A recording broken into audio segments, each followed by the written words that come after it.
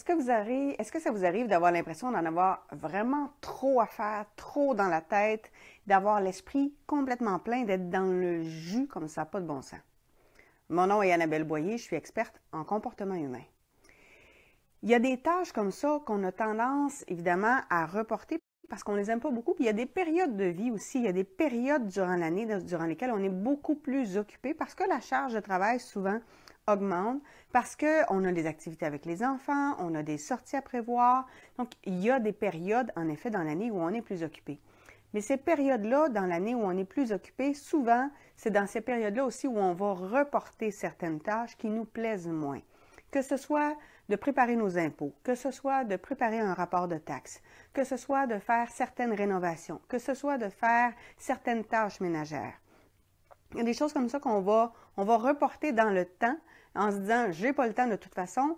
Sauf qu'il y a plusieurs études en psychologie qui ont démontré que quand on est dans un environnement où il y a un certain bordel, il y a un certain débarras, il y a des choses qui traînent, pour le cerveau, c'est plus difficile à gérer et c'est dérangeant, c'est distrayant. C'est une distraction qui empêche le cerveau de se concentrer, de se focaliser.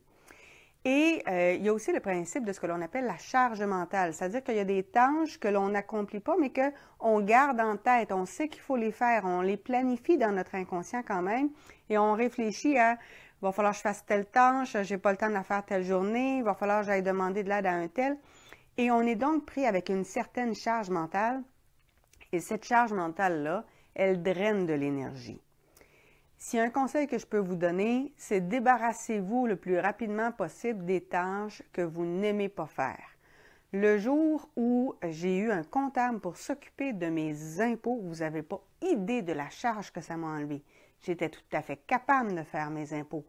Sauf que quand on tombe en entreprise, évidemment, il y a des règles particulières qu'il faut suivre et c'est préférable de les donner à quelqu'un dont c'est le champ d'expertise. Même si je suis capable de le faire, ce n'est pas mon champ d'expertise. Alors que cette personne-là, ça l'est. Et le temps que je perds à faire une tâche pour laquelle je n'excelle pas, je ne suis pas en train de développer mon entreprise. C'est la même chose avec les rénovations, c'est la même chose avec le ménage. Vous êtes mieux de vous en débarrasser le plus rapidement possible parce que souvent on se dit « je vais le faire demain à un moment donné ». Mais comme dit si bien Patrick Leroux, ce qu'on ne met pas dans notre agenda, on ne le fait pas. Donc, si vous avez une tâche ménagère à faire, faites-la le matin très tôt afin de vous en débarrasser et de vous libérer l'esprit parce que sinon, cette tâche-là va vous suivre pour le reste de la journée. La toile que vous voyez derrière moi, là, je vais essayer de vous la montrer un petit peu plus, c'est une immense toile que j'ai achetée à une amie, mais elle habitait en Montérégie. Et moi, je suis dans les Laurentides. Alors, évidemment, le transport de cette toile-là était plus compliqué. On a entreposé la toile et j'ai cherché pendant 1 an et demi comment je pouvais faire pour amener cette toile-là sans l'abîmer. Puis évidemment, ça ne rentre pas dans mon véhicule. Je ne peux pas mettre ça sur le toit de mon véhicule non plus. Je ne veux pas la briser. Et je pouvais la démonter. Mais comme ça fait longtemps qu'elle est montée, je me disais, bon, si je défais ça, probablement que les plis n'arriveront pas tout à fait au même endroit. Et c'est un ami, en fait, qui m'a proposé de l'apporter parce qu'il avait le véhicule qui le permettait. Et dès qu'il m'a dit, je vais aller la chercher, dès que la toile est arrivée chez nous, j'étais libérée de cette charge-là, mais je me rendais compte aussi que ça faisait 1 an et demi que ça me traînait dans la tête, que j'essayais de trouver une solution. Donc, vraiment, libérez-vous des tâches qui viennent envahir votre esprit, qui sont là en arrière-plan. On n'y pense pas tout le temps, mais qui sont toujours là et qui nous reviennent et qui sont désagréables.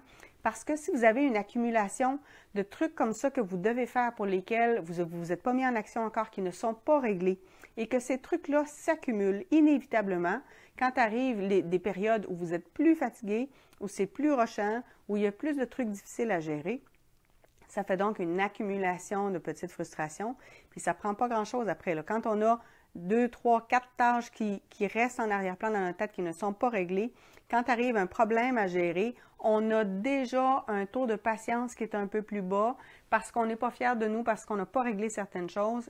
Inévitablement, ça va se refléter ailleurs.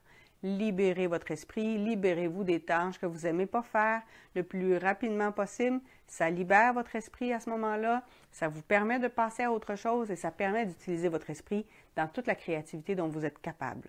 Sur ce, on se retrouve bientôt pour une prochaine capsule. Au revoir.